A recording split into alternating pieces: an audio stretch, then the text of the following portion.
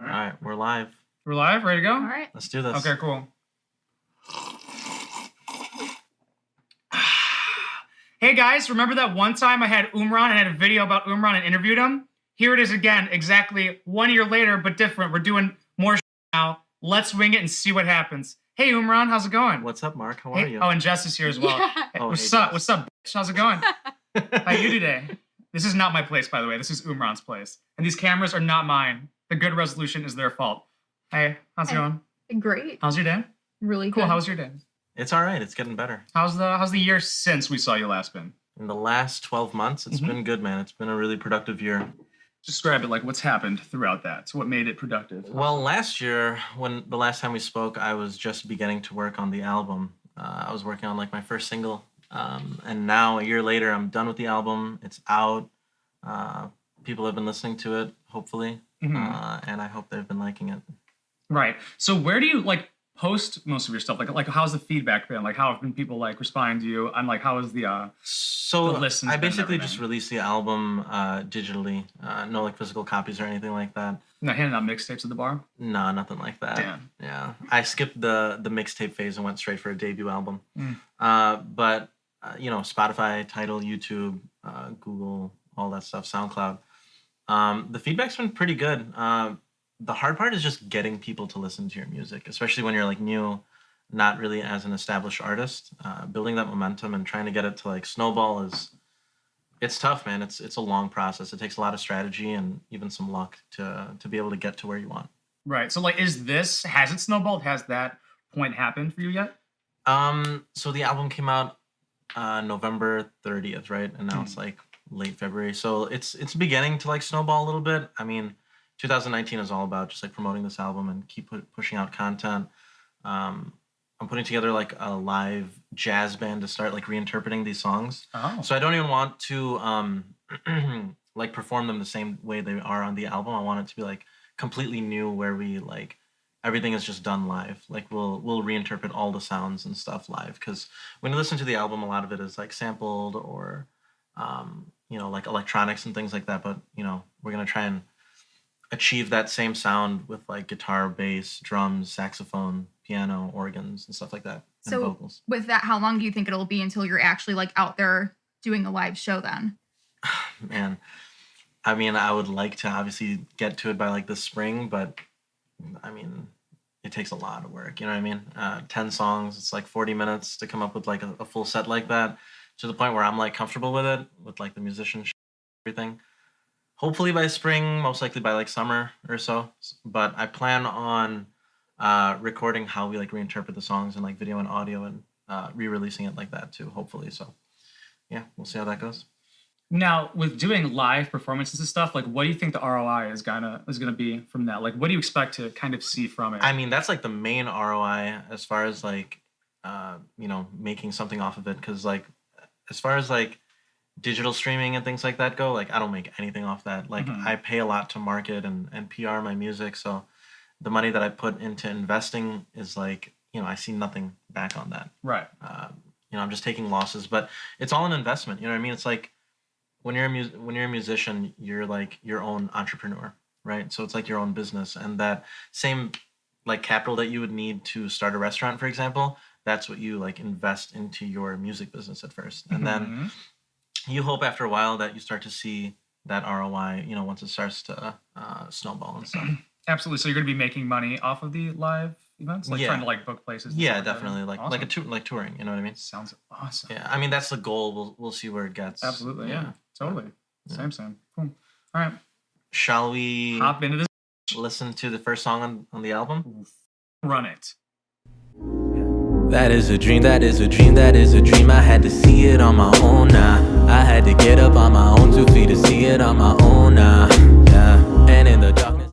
So that was the first song off the album, called Free. Yeah, I like that. It I like got that as pretty. well. That's cool. I like that song a lot because it just like it sets the tone for the album. You know what I Mhm. mean? It's like slightly sentimental. I think I even remember telling you that you had asked like why Yeah. I chose the first song on the album, and like I had produced the song back then, but I didn't like completely go through like the lyrics and write it out and know how I wanted to perform it and stuff. But yeah, like I'm really proud of that song, and that song has actually been received like one of the like most popular, I guess, like out of the whole album. And then I released it as like the third single before dropping the album. But yeah, I like that one. It's, Me too. It's sentimental. It's got a lot of like moving parts and stuff. Yeah, the percussion at the end where it like really like builds up Yeah. and stuff. There's like jazz drums. Yeah, it's like hmm cacophony of sound. I like it a lot. And then like the lyrics just grow in intensity too and stuff. But yeah, I like that song a lot. That's actually one of the first ones that we're learning how to perform now. So it's turning out really well, especially with like a live jazz drummer. Because those drums, I had to like program everything and like do samples and try to get it to sound really real. But it's gonna be really interesting to see how that translates into like a live show. Have you noticed this sounds like a lot different compared to It does, because the piano that I like sampled in this song, like I like detuned it and stuff and like made it kind of weird. So if you like take one of those notes and try and find it on a piano, it's like in between notes. So it's interesting to work with like a gospel pianist who works with like a regular piano, and how like when the song is played like actually in tune, it gives it like a different sound. It's like a little more like refreshing. Yeah. So when like picking a song for the first song, did you look up how to pick a song for the first song? Because like that's what I was thinking about. I was like, how How have other people done it? Yeah, in the like how past? did they do? Like how do you go about that process to pick what goes there? Definitely. So, I mean, I've been listening to music like my whole life, right? So like some of my favorite albums, I like study those to see what did they choose as their first, song on this album. And I even looked at other albums that specifically had 10 songs on them, because it's a 10-song album, right? And just the way you frame it, like breaking it into like thirds, so like the first 3 songs, second 3 songs, and then the final 4, like how do you want to frame it? What do you want to say with it? And then for me, like I want everything to tie in together. So like how does it tie into the main theme of the album, and like the album cover and everything like that. So, I look at everything, but also at the same time, I created all the songs on the album chronologically. So like I made the first song first, second song second. So like you see the progression through the album, and like by the time we're done with it, hopefully you'll see that. But that's something that people naturally have sort of seen too. Is that like unique? Like to do it naturally? I mean, it actually just kind of turned out that way. I feel like that's a unique thing to do it, like make one after the other. I feel like we usually piece them. I never like consciously thought about doing it that way. It just kind of turned out that way. I think in total for this album, I made 10 songs, and then one of them I didn't like. And then I replaced it with like an acoustic type of interlude, which is the 8th song on this album. So basically almost all the songs that I made for the album made the cut. I didn't like... A lot of times, like, artists will make, like, 20, 30 songs and then pick, like, 13 to put on an album. But, like, I didn't do it that way. And I think it's pretty interesting to do it this way, just to see how it turns out. This album really represents, like, a period in my life from, like, 2017 to, like, fall of 2018 or so. So making those songs chronologically, you can almost, like, hear the growth and, like, the struggles that I went through, the like epiphanies that I might have had in that time, and just like the clarity that you get through working through shit and stuff. So yeah, I think it turned out well, and I think that that's a perfect start for it. Cool. Do you think that like having the songs in maybe a wrong order than like you believe they should be, if you were just like flip flop them and randomize them, could it ruin an album for somebody, even if they were all great songs? For certain projects, absolutely. I mean, like if you did it to Pimp a Butterfly by Kendrick, you know what I mean? Like at the end of like various songs on the album, he's like reciting the same poem and getting a little further each time. So it'd be weird, but like, I mean, it's all about how the viewer, the listener, like interprets it. You know what I mean? It might be like more profound to them, actually. Right. But for me as an artist, obviously, I'm taking this piece of art and I'm putting it out in the world, and people make it their own. You know what I mean? They ascribe their own meaning behind it, and like memories associated with it if they really get into it like that and stuff. So I just wanted to put it out there, how like as natural as it is for me, and then have it connect with people. That's why like even with my lyrical content, I can be a little bit cryptic, but like you still kind of understand what kind of vibe I'm going for. Right. And I hope that, the audience listens to that and sort of like makes it their own.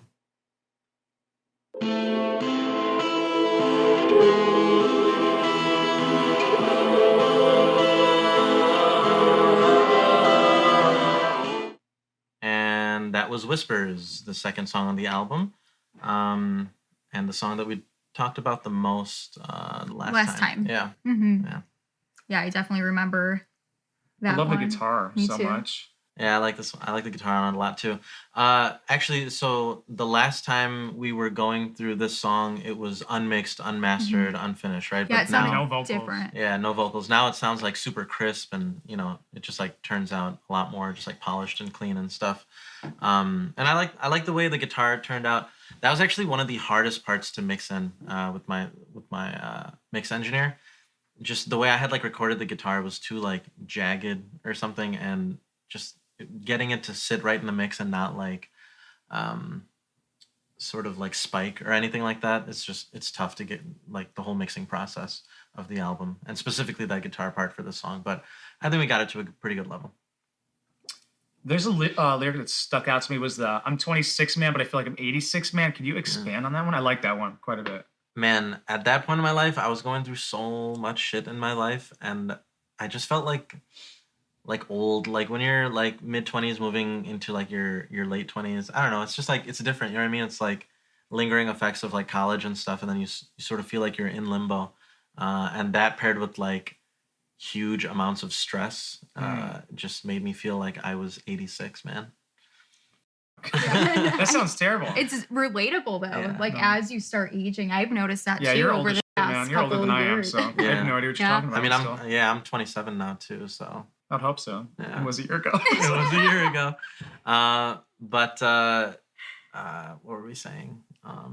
Yeah, I don't know. I mean, I think that lyric really like describes what was sort of like the general feeling of the song. It's sort of like exasperated, just like tired, and you know what I mean? Just like I feel like dogged down. Like this is Wow. yeah, Cool. Yeah. I like that. and that was the main lead single off the album, Yeah. and I made a video for that one too. Yeah, I saw that. Yeah, I Yeah. definitely. It sounds like a Yeah. lead single. Yeah. And if anybody wants to see how I produced it, refer to Papi Presents Part 1. And it was with that.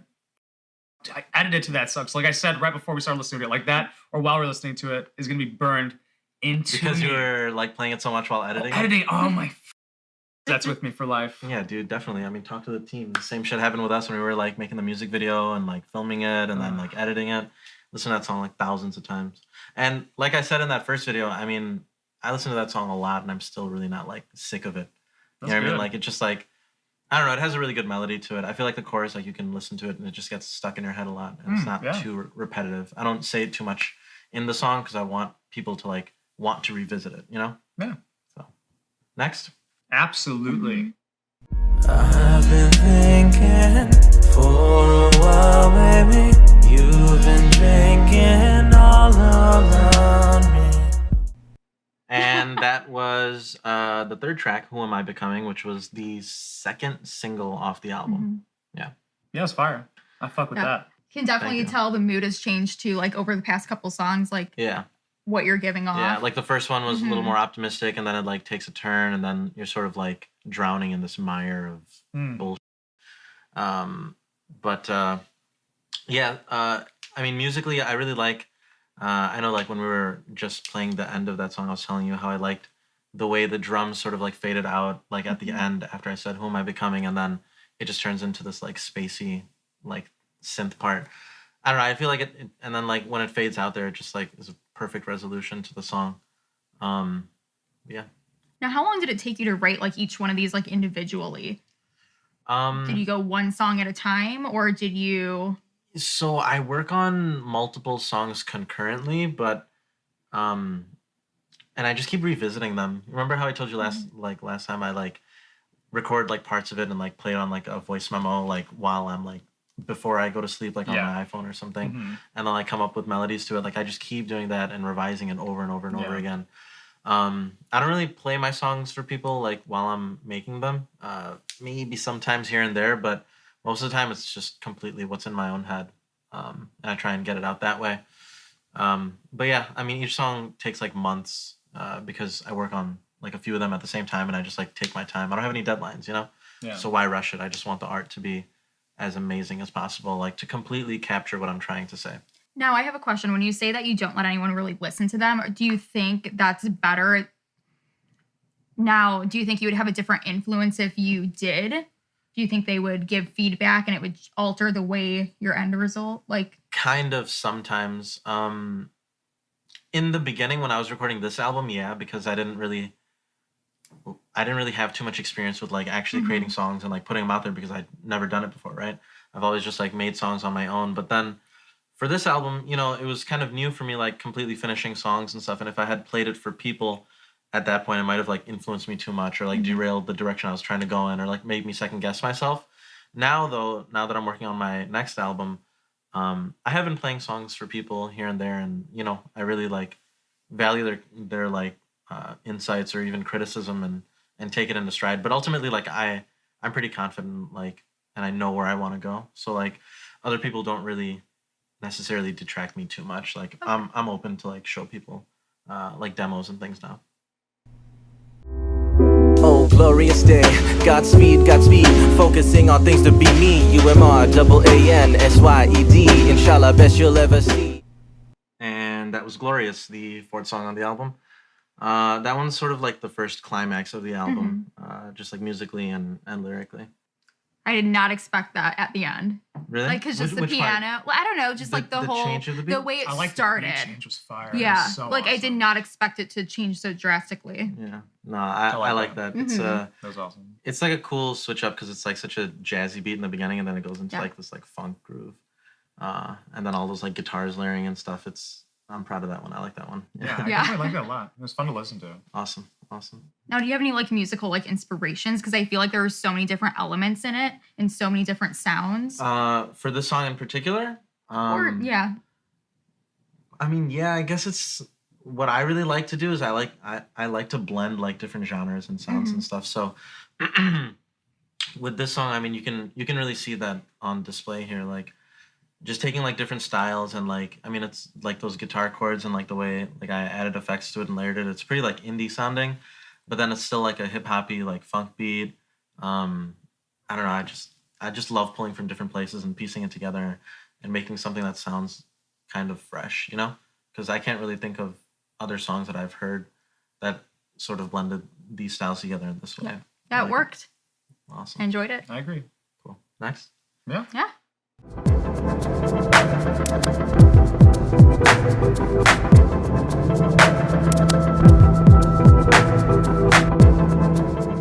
So what'd you ladies think about that one? What was it called? With All Due Disrespect. Cool. And that was number Cinco. 5. Yeah, that's 5. Yeah. I liked it. I like the like you were saying. Yeah, like, the end. Yeah, it was really awesome. How do you do that with the sounds? Do you just like record something and like distort it? You know what I mean? Like the main like electronic, like the Yeah, backward that was Yeah, flipping like- cool. I liked it a lot. Yeah. Damn, that sample took me a really, really long time to make. I like pieced it together and you just like mess with effects and like EQ and try to get like the levels to sound right, and then you never really know when it's done. I mean, it just sounds cool, like pleasing to you, and then you're like, I can work with this, and then you move on to the next part, you know? But yeah, that sample's playing literally from the beginning to the end the entire time. Now Yeah, do I you? like that. Me too. Now do you find that you like create your own samples instead of? Is because can't you like buy them? You can From buy people. them for this album. I didn't buy or use any samples like that. I used some samples, but they were of like sounds that I made or like little YouTube video like excerpts where there was like a little thing playing and I just like sampled it and used it. But no like traditional like beat packs where you like buy samples or anything like that. I'm doing that on my next album. It's a little more sample based. Actually a lot more sample based, and I'm like experimenting with like new techniques that I haven't really done before. Yeah, I guess that's sort of how I made the sample for the first one, was just you find something and then you just keep messing with it. You fall down like a black hole of effects and shit, and then you come up with something. But I like the song. It's like after that like first climax, it sort of like eases you into, you know, the end of side A. So this is like the end of the first half of the album. Not really like an interlude, not really like a full song, somewhere in limbo, you know? Yeah. Cool. Shoots on my pocket for codeine, head only no pain, cough on my sleeve, blood stain. Just another man with no name, taking a gold chain and rigging it straight to the vein. I break evil, look inside of me, nothing but plain. That was Shadows, the first song on the second half of the album. That one's like the climax of the album, like the main climax. Yeah, I guess. Yeah. I could feel it, like the change in the sort of like in like the mood of the song, because Yes. like in the first like the end of the side A, like the song before this, it was like mellow. It just like sort of like vibed out and stuff, and then this one, like, I don't know, this one's like a heavy ass song. Yeah, the rapping was fucking dope. I You liked that. it in the That middle? was awesome. Yeah. I like the way like the beat drops like after that like huge instrumental passage in the beginning, and then it just like sort of hits you unexpectedly. Definitely wake you up. Yeah. Mhm. I was listening to a lot of different things when I made this song. So like the main like that synth organ thing in the beginning that sort of goes for the duration of the song. I got that idea from like some Moby track I was listening to, and then I was listening to like Explosions in the Sky. That's why like, and like The Cure. That's why I was going for like those guitar sounds in the beginning, and then I was on my hip hop after that. And Oh yeah. it turned out well. This song is like, it's kind of like an insanity song. That's why you hear all those like those voices in the background and stuff, and it's just like my life like reached like this precipice of bullshit, and then it was just like really dark times, and I don't know, the song kind of came out of it and sort of encapsulates that whole period for me. Now, do you think creating this album has done anything, like a sense of relief, like getting it all Hell out? yeah. Yeah, definitely. It's super like cathartic. I mean, so much of like those vibes and like the negativity or just like whatever feelings, energies you put into it, it almost like gives you closure on things that you might not have had, because you're able to like put it into something that's, I don't know, that's like tangible, I guess, almost. You know what I mean? Yeah. It like siphons off that part of you and you put it in there. Now, when like bad things happen in your life, do you like go like, oh, I'm about to make some music about this, or like, how does that? No, like, not at all. Not okay. like, I don't even think about it whatsoever. I'm just, Right. I usually just like live, you know what I mean? And then things just like happen. Yeah. And then, I'm always thinking about like getting back in the studio and making sure that I schedule time to like, create and work on stuff in my craft. And then while I'm doing that,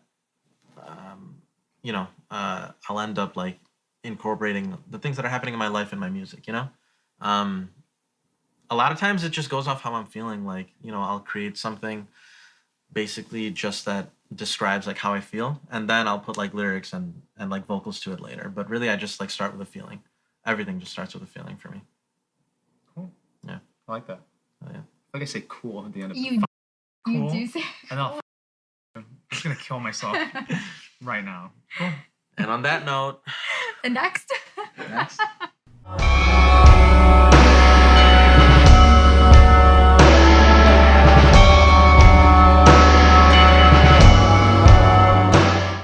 Yeah, so that was the second song on the second half, Romance of Sin. Now, this song, you definitely borrowed some of the instrumentals from side A. Yeah, yeah, I did. So the like second some song. of the samples that I like made for this album, I like reused on different songs, and just like manipulated it, like made it faster, slower, pitched it up and down or whatever. But yeah, I definitely did that in this song, and it carried over some of the elements from the song before this, because the one before it like ends so abruptly, and then it just launches into this one. So, and even in theme, it's sort of like the next level of the previous song, you know what I mean? Like, it's called Romance of Sin. It's sort of like this battle of like going into your vices and sort of like battling yourself, like like the guilt of doing certain things that you shouldn't be doing, and then just how it like eats you up inside, you know what I mean? So yeah. Now, when you have like those emotions, do you think, or like feelings like that, do you like have instruments that kind of like pop in your mind instantly, or do you like search for certain sounds, or how do you go about that? So I'm like naturally attracted to like a certain palette of like sounds that I'll like. So like I enjoy listening to certain guitar sounds or like very long legato, like reverby, beautiful sounds. But mainly I go more towards like structures and chords and things like that.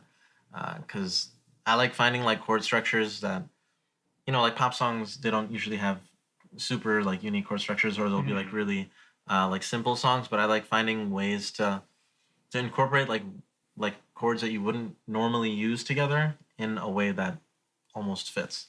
And it's kind of hard to do that, but I think I do that a lot in this song, and that's why it's probably one of my favorites on the album, because it's just like clever, and it has like what I think is like my best vocal performance on the album. Yeah, absolutely. Well, I haven't heard the whole thing, but I thought it was Yeah. super good. Me too. The vocals were awesome. Hell yeah, thank you. We definitely hit a good stride in the studio on this one when we were working on it, so I'm really happy with how it turned out. I'm excited to see how we play it live because it's a really slow, like drugged out song. So I don't know. It should be interesting to see how it happens. I actually wanted to put like strings in the song, like live orchestrations or something. I think that it would sound really cool, especially like at the end. I think it could work. Yeah, it totally would. It would be really, really unique sounding. But some of the things I was listening to when I made this album, when I made this song was Portishead, because they have that like really weird like psychedelic sound, and I was like inspired by that for this song. This song sort of marks like the end of, or like it's moving into like the last part of the album now. So like it's the final 3 songs, and they sort of fit together. So like the first 3, they're like sort of like fit together, and then the next 3 sort of fit together. So like I kind of broke it up into thirds, even though it's like side A, side B. You know what I mean? Okay. Yeah. Dope. Shall we? It's different and cool. Dope.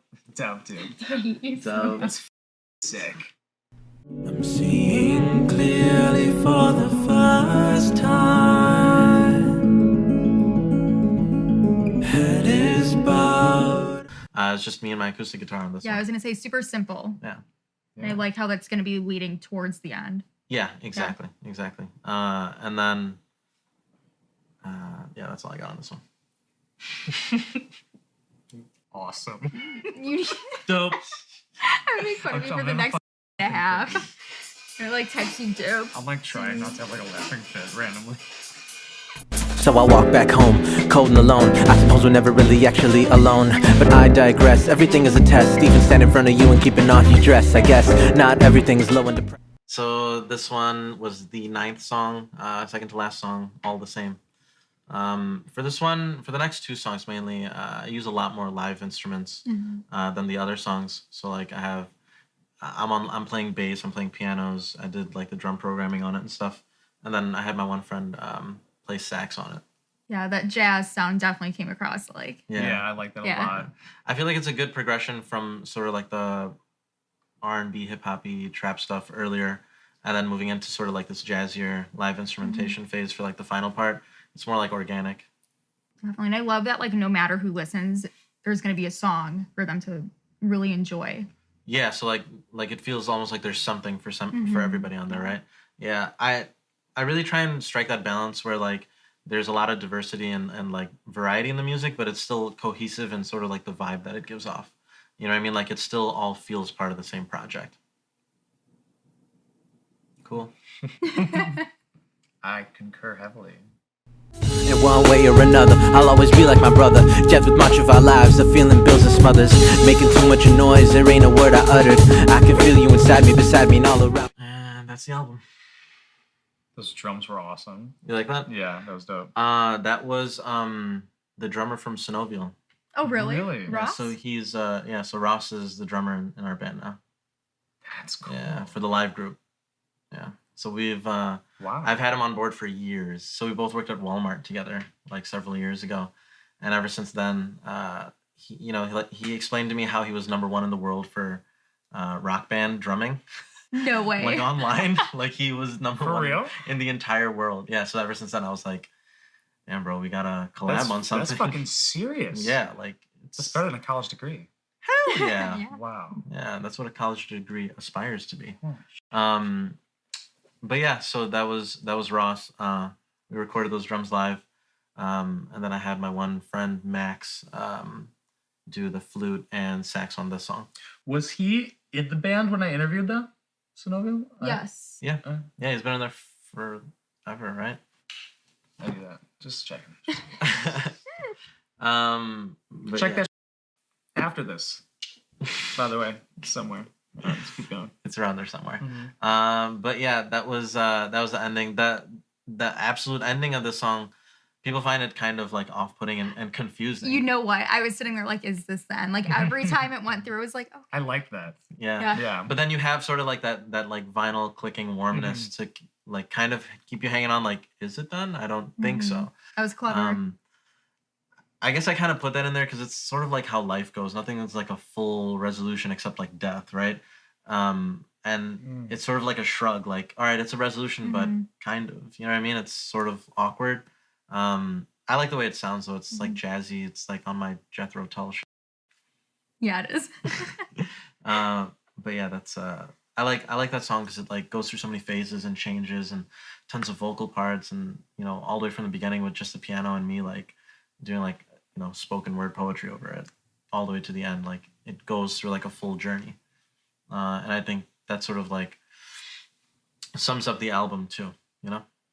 So it's a pretty short listen, but it's it has a lot of like depth to it, you know. There's like a lot of stuff going on, and when you listen to it more and more, like like layers get peeled back, and like you hear new things and notice new things about the lyrics or production or whatever.